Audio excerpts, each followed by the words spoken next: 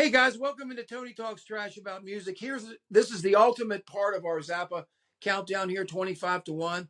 We appreciate your patience of this. As I explained before, Joe and I originally did this as one, but we decided to split it up into two because it got a bit lengthy here.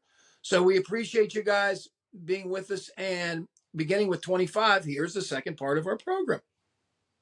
Let's go on now to a popular record, 1974's Apostrophe. A lot of people would have this higher. But to me, it's popish, and it's kind of, I don't know. I like it okay. It's not bad. Jim Gordon's on a bunch of this. The song Apostrophe, of course. Eccentrical Force.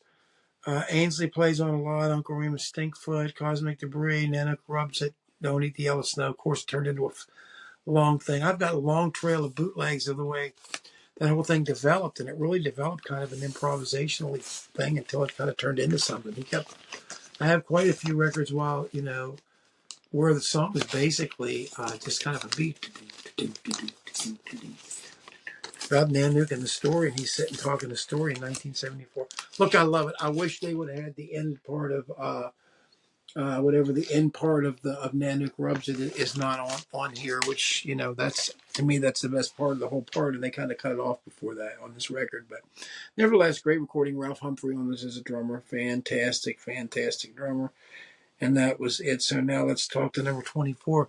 And number 24 was the other one I said aforementioned I was rolling with Stick It Out and Cyborg and Keep It Greasy and Outside Now. Yeah, this is the better of the Joe's Garage records. Watermelon Eastern Hay. Yeah, Little Green Rosetta's kind of silly. Fall Over Stuff with Packer Goose. Jesus, he used to cut the grass. This is the best one. This is the best one, I think. It's a lot looser.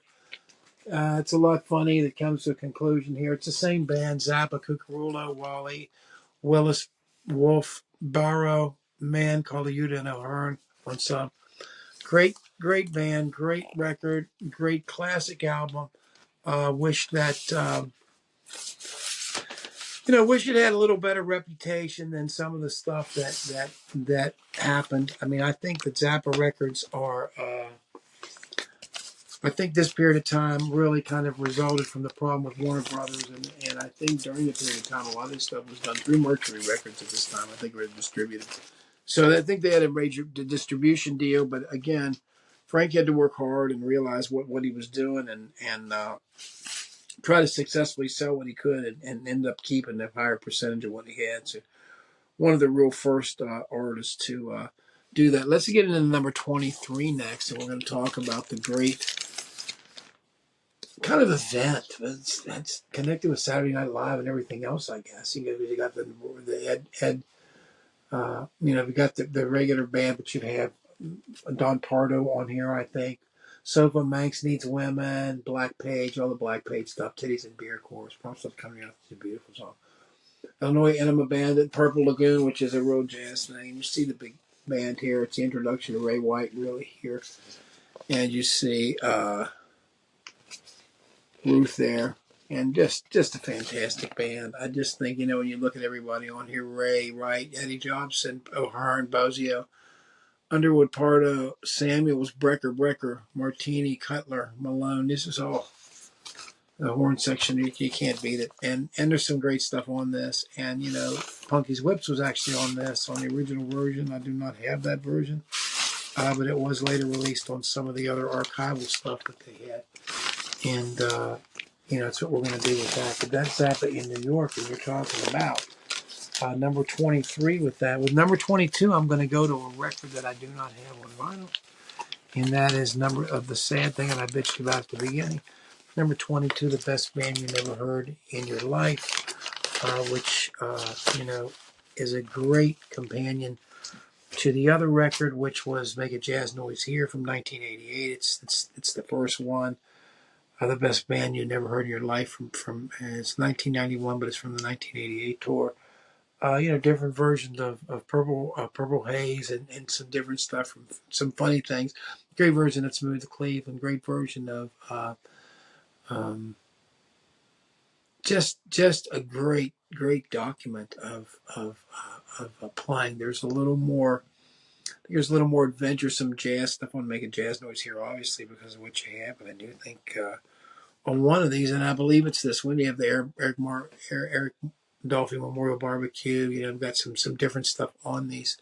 Star Wars won't work, you know, as it ends up the side, but you've got some really great stuff there. And I would urge the Zappa Family Trust to please get your shit together and make it a priority to issue everything that Frank put on vinyl for us, including you can't do that on stage anymore. I know you had the one from Volume 4, the great band from '74, if you're aware of that.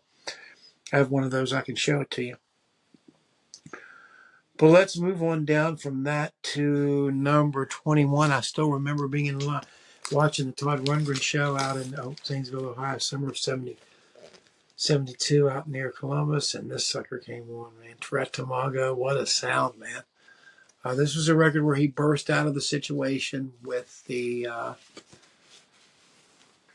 stranglehold that Warner Brothers had on him. Adrian Belew in this band, Tommy Mars, Peter Wolf, Ed Mann, Bozio, Napoleon Murphy Brock, Davey Moore, Andre Lewis, and some of this. I Have Been You, Jones Crusher, What Have All the Fun in the World, Broken Hearts for Assholes, City of Tiny Lights, Jewish Princess, Dancing Fool, Yo Mama, Wild Love, which is beautiful too, Shige Booty Tango, which everybody likes a lot of the guitar on this stuff.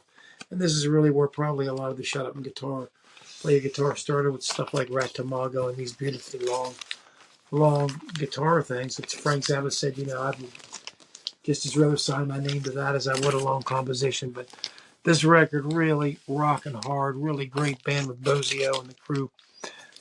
Just bringing it home now in a 1979, or was it 78, 79? And we're going to go to another one here.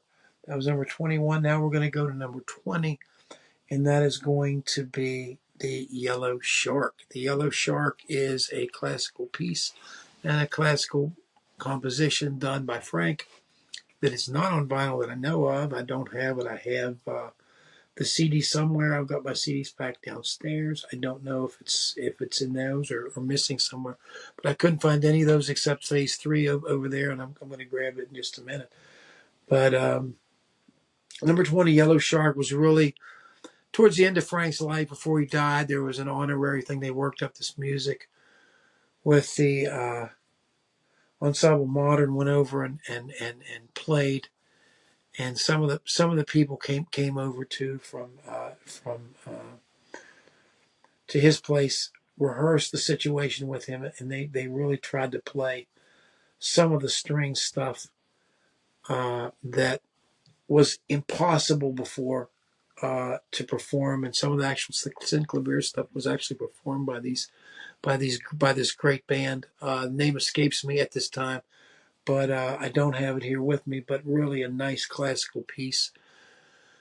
Beautiful presentation, beautiful music, entertaining from the beginning. I think America's the first version is on that, and there's just some nice Yellow Shark. The title track's really, really good too.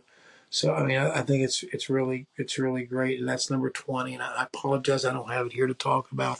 Number 19 is the Mammoth Part 1 of the Phase 1 of Lumpy Gravy. I'll hit it for the money, man. Talking about, yep, Sergeant Pepper in reverse, baby. Hey, punk, where you going with that flower in your hand? Yeah, some great stuff here. I mean, you've got What's the Ugliest Part of Your Body, just the whole trip. If you haven't been through this, Bow Tie Daddy, Are You Hung Up? Who Needs a Peace Corps? Hot Poop, you know. Harry, You're a Beast. Magic, I can't help it. What's he saying? Good record. It's something else, man. You have to have it. You have to listen to it. It's part of your life, man. I mean, I don't know how you could get through life without this, but I remember my friends and I has provided lots of entertainment for us, and we really liked it. And I guess while I'm at it, I'll show you the great insert here with the tit badge and everything on it here. What do you think about that, huh? Yes, an unscrewed up insert with this. It's beautiful, man. I've got everything that I could ask for with that. That's for damn sure. Let's see if I've got something else in here. Yeah, look at the original sleeve on this. Cool. So yeah, you put that back in there. You put the insert back in here really, really cleanly. I'm not going to do anything bad here. I don't want everybody shrieking as they hear the slide-in notes. Anyway, so we're only in it for the money. It's a classic, and it is a 1968 record. Let's go to one of those records that we talked about that were a replacement for Lather, and this is the fantastic, in great part, Studio Tan. The music is great. You've got the whole Gregory Peck part, which was the long, actually 20-minute version. I think the version actually intended for Lather was a little bit longer than that. You got When I Look, Let Me Take You to the Beach, a short little song, and then the revised music for guitar and low-budget orchestra, of course, is on here. And then you've got the Ever Sublime Redunzo, where there's a couple of different versions of this. But again, another Gary Panter record. And this is the first of the three, actually, that was released here. And this was released in 1978 upon the breach of what they, Warner Brothers thought was a breach of contract. Soon Frank would be, competing with it himself with Street Your Booty, as you heard. But this is done merely on point of music. I certainly don't want to reward anybody like Warner Brothers that did this, but it is part of the original Frank oeuvre. So we'll go from there. We're going to go to number 17, a little different direction. After Frank got pushed off the stage, it's got a phase 2 of the jazz thing. The Grand Wazoo. Really unique record. Sal Marquez, really instrumental in a lot of this stuff. Cletus Aretas Alright, Eat That Question, Blessed Relief. For Calvin and his next hitchhiker here, you've got Sal Marquez, Barry Altschul, Batman Ortega. You've got Ken Schroyer, Don Preston, Tony Duran, Erroneous. And a lot of different people here. You got somebody named Chunky here. Somebody named Chunky that's in here. I don't know who she is. And then Del Pesca and Frank at the bottom of this. But you've got Janet Ferguson at the beginning. I don't know what that's about or what she plays. Or I guess you sing vocals and stuff on it. You remember Janet from the GTOs, right?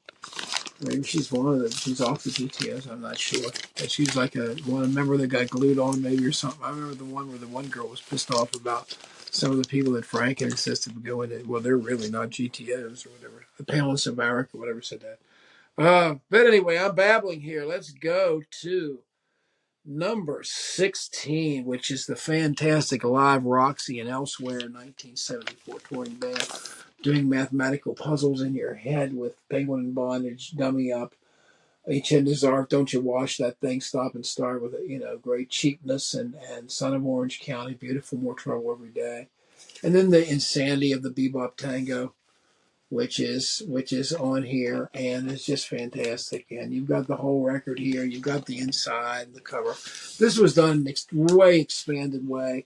One of the things I hate was the way that was handled, too, with the deluxe version and all this stuff. I don't care who was alive, who was not. It's just not something. People should not get every damn little drip drop of every little whisper that was done during the studio. In my opinion, people are really mostly interested in the music itself, and most of the people are. And I think when they did that whole deal, what they were trying to do, sell somebody the masters or something, was Gail was trying to do. That was one of the craziest things I'd ever heard of. I mean, you spend a lot of money for it, and you could own the distribution to it or something. I don't really understand the way it's supposed to be, but maybe somebody else can explain it. It's one of these things that happened that seemed like ancient history to me, and it didn't interest me when I heard all this stuff about these extra little tag-alongs and some of these things. I'm like, man, what's going on with this? But anyway, the original record, Roxy and Elsewhere. What are we going to do with that? Well, we're going to put it at number 16. Number 15, we're going to put the third of the substitute records for Lather, and that is the best of the three, in my opinion. It's Sleep Dirt, Filthy Habits, Flambe, Spider of Destiny, Egyptian Strut, which is super. Time is Money, Sleep Dirt, the acoustic song with the dude, and The Ocean is the Ultimate Solution. This is a record that a lot of some people like, some people don't. Some of these have vocals on them, some don't. There's the Roanne Martin version, or was it Roanne Martin? Maybe the Bob Harris's wife, Suzanne Harris, or whatever her name was, is on some of these singing vocals. And some people didn't want on the reissue. That came out when the reissue came out on CD. All of a sudden, Flambe, all these songs had vocals on them. They're like, what? It's not the record that I bought originally. So they evidently were Some people were peeled off, put on. There were some changes with this, and it's never really been clear, from to my explanation as to what really happened with this, why there were two versions of it. But I certainly prefer the one, sorry, without vocals, because I was used to that. So that's what we're going to go with, and we're going to go with number 15. Let's get down to number 14, and when we talk about number 14, it is one of the classical releases, probably the best thereof, and that's Pierre Boulez's Perfect Stranger. Girl in the Magnesium Dress, Outside Now Again, Dupree's Paradise, Jonestown, Naval Aviation and Art, The Perfect Stranger, which is probably the big one. So if you look at these, The Perfect Stranger is probably the most one there. You got a picture of good Pierre there. But this is one where Frank started to venture a little bit into the thing. As you'll see, it is on Angel Records. So it looks like the old Angel Records too. But monumental, I think it was big at the time, and it kind of served notice that maybe he was passing out of the other stuff. I know that he kind of probably had hit a wall as far as how big he could take the other stuff. So he carries on the themes of that Patricia, the stuffed animal there into this next deal. And so that's where he was with that, The Perfect Stranger. Very serious music, number 14 from 19. Where is that? 84, it says. Let's go now back to what some people would say the heyday, and they'd say, you don't have that number one. I'm talking about overnight sensation, man. Give me your dirty love. Camarillo Brillo, I'm the Slime, Dirty Love, Zombie Wolf, Dynamo Hum, Montana. Damn near perfect record, isn't it?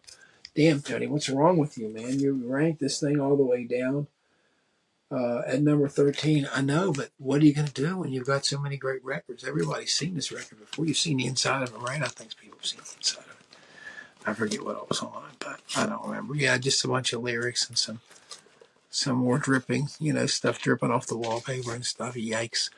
Cal Schenker was a crazy guy with his art. Now, let's go on to the next one. And now we're into the part where it's impossible for me to see anything with the fantastic Peaches on Regalia, Willie the Pimp, son of Mr. Green Jeans, the Gumbo Variations, the Umbrellas, and the Great. It Must Be a Camel. I love It Must Be a Camel. It's probably my favorite. Well, we'll see. When we get to Peaches, we'll say what it is. Another one on Straight, Bizarre Records. A lot of when they broke the mold, it really changed a lot of people's feeling about Frank Zappa. Some, believe it or not, with Frank Zappa, even though he'd written such fantastic stuff, was not really taken that seriously. And even though he disdained, he talked about disdain for hip jazz cats and stuff. This playing has to be called jazz on this. Some of the tempos are jazz. Some of the drummers are swinging. I mean, what are you gonna say when they're swinging? It is jazz. So anyway, that's kind of where we are with that one. And that puts us at number 12. And now we're going to get into number 11, Return of the Son of Shut Up and Play Guitar. The third of the three records in the box set. Originally put out like this. Some people would say, well, combine them all as one. No, they were originally released as separate records. And we got them, and I'll never forget my friend, when he got his first, a couple of days before I got mine, he goes, called me up, I'm at work or somewhere. He goes, Stucco Hums. I'm saying, man, I'll be there.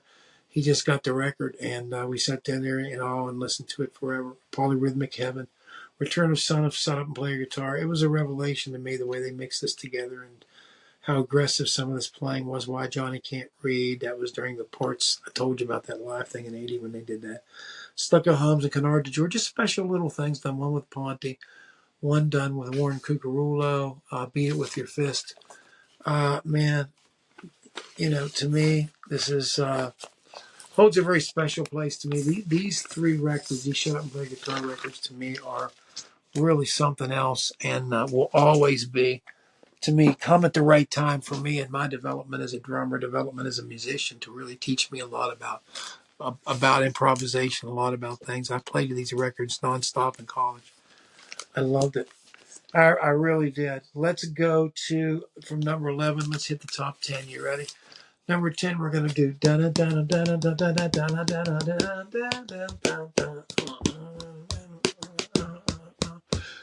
Big Swifty Man, Your Mouth. It must be a one-shot deal. Waka Jawaka.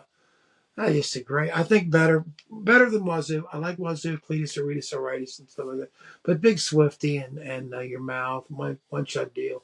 Your Mouth's kind of a throwaway. It's kind of a soul thing done with Papa Creech, but John Creech. But Waka Jawaka, special record. One done, of course, when Frank was pushed off the stage after the debacle with the Flo and Eddie band and kind of the end of that band, really. But yeah, pushed off by a jealous guy with Rainbow Theater, evidently, and ended up writing some good jazz stuff. Let's walk to number 9 from here. I do not have number 9 from here. It is the second of the great 88 records that have not been released on vinyl. Put up there, Joe. Make a jazz noise here. This is really special. This has some really fantastic long blowing pieces, the jazz pieces, the more experimental pieces. And it was Strictly Gentile, and it's just magnificent. I can't tell you if there's one thing I want to do to convince the Family Trust, please put these records out. These were records that Frank wanted out. That should be priority number 1. Let's deal with what Frank wants out. And number 9, it's number 9 to me. It's the greatest that we have here. Number 8. Let's talk about a buoyed synclavier sound from Mothers of Prevention to the Grammy winning Jazz from Hell. Jazz from Hell, the song, of course, you've got St. Etienne, which is a long, polyrhythmic thing, solo that was done with Wackerman. But Massaggio Galore with the song, G-Spot Tornado, of course, Night School, Beltway Bands. But my favorite of all, Why You Are Too, and Jazz from Hell. Those are probably the best parts there. Dan Bangle's got some neat sound to it. He's got to do a little bit of the more atmospheric stuff that he did when he came back with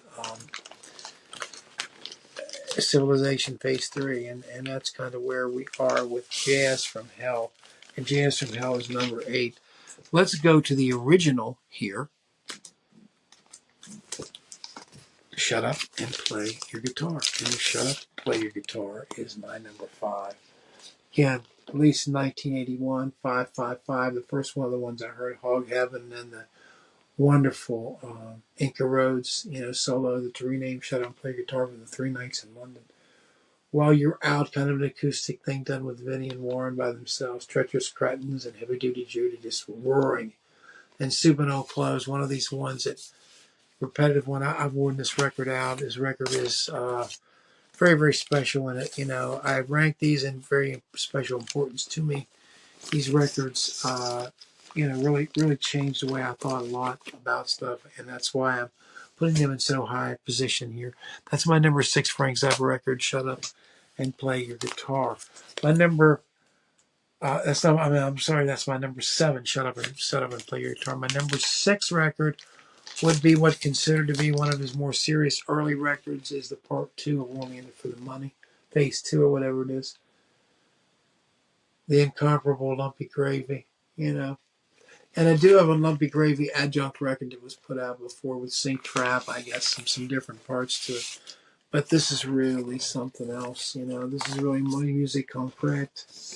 You've got all kind of different elements here, but you've got a man that just, is going his own way and got a chance to release this thing early on, for a composer that's pretty young. It's a pretty good opportunity for him to be able to come in and do his thing. You have to hand it to Burroughs for at least having some kind of faith to put these things out. It must be something. Everybody knows you can't make money in the business. You might as well get the records out that you want. So let's go to the last one of the guitar records here. And that's the second of the guitar record, Shut Up and Play Guitar More. I think this is the most exciting one. Carlos Santana with the double time polyrhythmic drums, sort of a chord progression, the G star, A minor, and T. Gee, I Like Your Pants, and then Deathless Horsey, Canarsie, Ship Ahoy, which was a thing done from actually 76 with Andre Lewis and Terry. Really good. Pink Napkins, a slower version of Black Napkins, a slower one. Shut Up and Play Guitar, though. Some more. I think the best of the 3, the most languid of the 3, the most crafty, the most movable, and that would be the one that I would put at number 5. We're down to the very, very end here, folks. And I'm going to get up actually from my chair in a minute and fetch something else that's over here that I need for a moment that I had forgotten there. Give me one moment.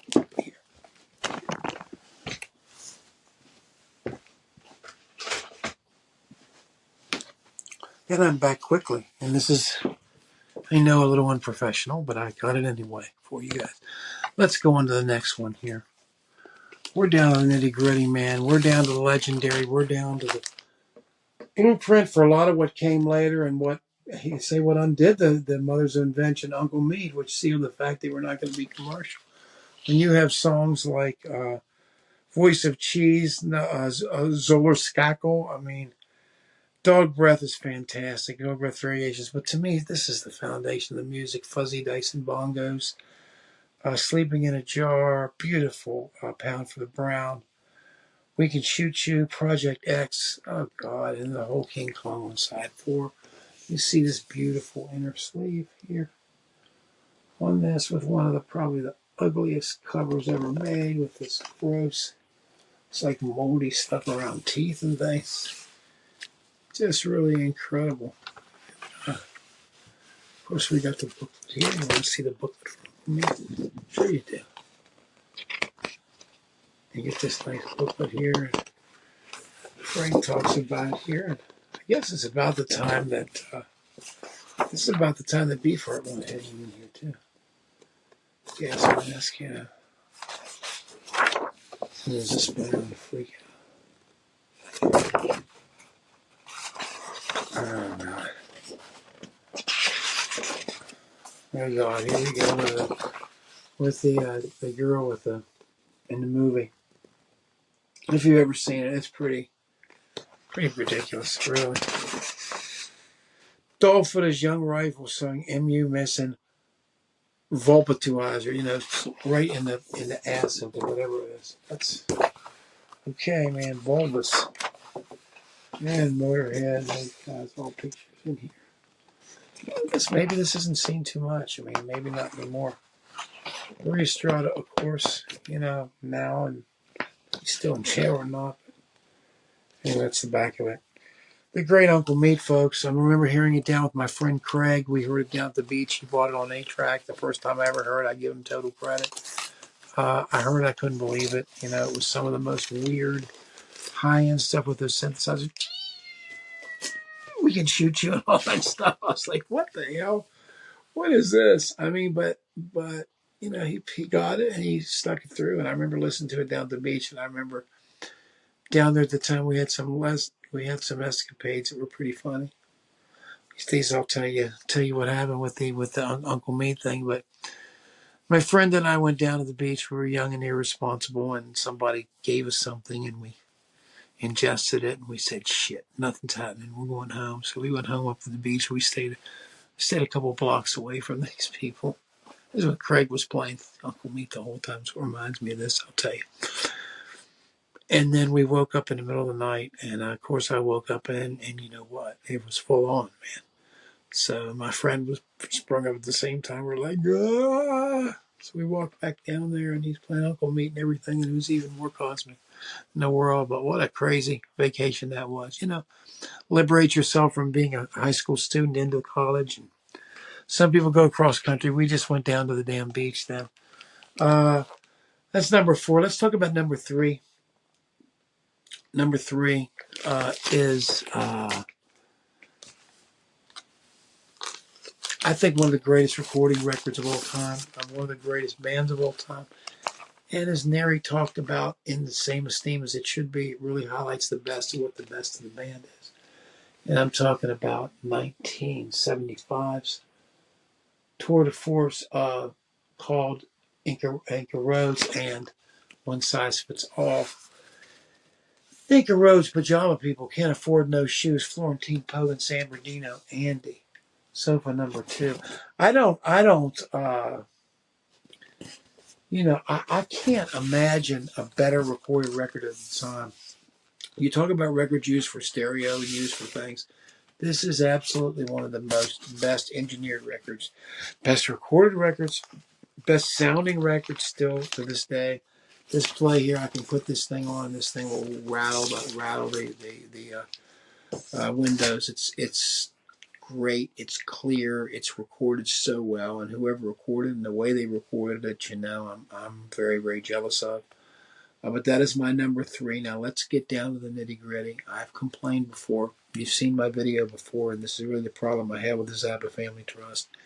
The problem I have is that they do not have the second greatest record Frank ever had, Civilization, Phase 3. And a lot of you won't hear it. A lot of you don't listen to it and say, oh, I don't like the Sinclair stuff. Okay. Nobody's trying to make anybody like it, but the point of it is, and then my beef is, the man evidently himself did because he worked on it mercilessly, without fail, even through his sickness and everything, all the way to his death. He worked years, at least 10 years, maybe closer to 20 years on this record. So I really don't understand. I guess it was less than 10 years, so it'd probably be like 8 years, but he worked tirelessly on this. And I remember him talking on Larry King on the Live 88 tour about working on this record. It was 5 years before it was done, but you had the scarab here and some of the dialogue and things. Look, this is just one that gets into microtonality. It gets into all kind of different realms, and it's really something that you're not going to be able to pick up and say, oh yeah, that sounds like one size fits all, or that sounds like that. You're not going to have that. There's something else about this, man. There's something about this whole record, and that rings true. First side, 56 minutes. Second side, 57 minutes. So basically a little short of 2 hours. Neva next with all the moving around and the Reagan at Pittsburgh and put a motor in yourself. Buffalo Voice, Get a Life, End Life, man. End Light. End Light is at 18 minutes and 31 seconds of wow. The absolute best. I think it's one of the best that he's ever done, and you have to understand that it's not human beings playing, it's a machine. But it is absolutely stunning. The lines. Secular humanism, of course, and Gross Man, Why Not? Diofa, wow. Beat the Reaper and Waffenspiel both are fabulous too. So, when you look at the masterpieces on this, you probably got Endline, Diofa, and Reaper are probably the big ones. Reaper is really something else too. Hard to listen to somewhat, and Waffenspiel really, kind of an ambient, abstract thing. But anyway, you look at some of the stuff in here, and the Egyptian and the design that we had here for this record, and this is what Frank wanted. It's what Frank got. This is his last piece that he wanted, and I just can't understand why it's not on vinyl. I don't think anybody understands it. To me, it's the second most important thing the man's ever written, and if you care enough about him, it certainly deserves to be on vinyl. So anyway, that's my pitch for that and the 88 live records, and with that, I'll give you my number 1. My number 1 may surprise some people, but we're going to go to United Artists. We're going to go to 1970s 200 Motels. Surprisingly, you talk about the lower rated ones that we had with the band, with Flow and the band. Well, on here, there's a lot that's made up for it, and a lot of it is orchestral. And you're talking about This Town is a Seal, Two Tuna Sandwich, Lonesome Cowboy Bird, would you like a snack? I love. Would you like snacks like she painted up her face? Janet's big number and all that. Shove it right in. I like that side too. But then you really get into the interesting stuff on the second record. I'm Stealing the Towels. Does this kind of life look interesting to you, Daddy, Daddy? And then the big fantastic penis dimension. And I know about the lyrics. I'm talking about the chords. The chords are just, and it's beautiful. And what will this evening bring me this morning? And what will this morning bring me this evening? Beautiful. And then you got the really serious stuff, a nun suit painted on some old boxes on side 2, and Midnight Smoke, his Midnight Ranch Dew on the nudes we got. Want to fix him some broth, and then you get into the Strictly Gentile, which to me is puts it all together, man. You can say what you want to about Frank, but when you make write lyrics like that, write something that's as grandiose a statement as this, That's what you have. We have 2 records here. It's a 2-record set. Of course, inside there's a big poster. You have here, I'm not going to fold it out here, but yeah, it's a United Artists thing. And then we also had a little bit of libretto, I think, in here. Do we not? Some kind of a booklet, right? Let me see what we got. Yes, we do. Of course we do. Here it is. We even got it with the head of corn and stuff on here on the back of that. Remember that? Yep. That's the big booklet here. Picture of Ringo, who was in here. But the Royal Philharmonic did a lot better job. To me, this is the best job anybody ever did with the best job anybody ever did. There's Janet with her boobs out. The best job you ever did with any of these compositions of Frank, because he was really there working with him and made sure everything was good. It's funny how they work kind of in like a World War II or kind of a war scene. But yeah, here's a dental hygiene dilemma comic there on the side. You look at owner's shirt of Martin Luther, the bass player who happened to walk through the door when Jeff Simmons quit. And right there he's playing bass on this. They said, Frank said, this guy will play bass. Ringo's chauffeur who did play bass. Pretty neat, you know, they got the one where they're setting all the fire and stuff for the final. I just love it. I think this, to me, as time goes, Theodore Bacall and all, but as time goes by, to me, I'm more impressed with this record ever, for them to do it their own way, for them to do it on film instead of on and in a completely different format, and it's really something different, and it really at the time, you know, was one of your midnight movies that people would come to see with Rocky Horror Picture Show and things like that. A lot more than that, man. It's a musical cornerstone. So with that, I hope this hasn't been too long, a little bit over an hour, 60-some minutes. But we just counted through 51 Frank Zappa records, and I'm tired as hell. But number one, the great 200 Motels. You got the great band. You've got the Ian Underwood band with Ainsley Dunbar. And then at the same time, then you've got the Philharmonic backing it up. I mean, it's just, you know, Penis Dimension, which is one of my absolute favorites. You know, Strictly Gentile too. All the stuff about doing the notes and that. Would you like some broth? All the great stuff. Would you like a snack? That's one of my favorites. I mean that da da da da. I just think it's his high point. I think it's a high point as far as this goes. Unless you want to consider Civilization Phase 3, and I certainly would. And again, keep the pressure on Zappa Family Trust to release that in the 88 records on vinyl. The fans are going to buy those. I mean, they're really a pinnacle of the thing. I was just at Warner Theater last night, seeing Beat, where I sat in, you know, a little bit closer seat than I actually sat in for the Beat thing, and watched, you know, 3 or 4. I think it was 4 nights of Frank Zappa just knocking my socks off, playing all kind of different things every night, and there's no one I miss more, man. I mean, I think he really added musically something for me that was identifiable and something that was funny and something very valuable. Some people say he's the greatest composer of all time. I mean, of modern time. I don't know how you compare different people's versions, but I can tell you this, that he was certainly a building block of what I had. And again, it's with great tribute and love that we put this out. Certainly rest in peace, Zap. I can't believe he's been gone as long as he's been gone. But, you know, one of my absolute favorites. And so I really appreciate everybody tuning into this extra long thing. And, you know, please leave your comments below. Let me know your list. There's a lot of Zappa. A lot of people like different kinds of Zappa, different things. They value certain things. They devalue certain things. No, it's not necessarily the ones on the bottom of my list I don't like his records. I just prioritize the others. Shoot, I bought every one of them. So I own them all. So, but I appreciate it all, and I'm assuming that some of these people maybe bought them all too, or have heard them all, and can, you know, have something to add in on this. We appreciate it if you'd subscribe to. It can really help us out. And once again, thanks again for tuning into this. And we'll come in at you again here soon with something new and something exciting. Thanks a lot. Talk to you later.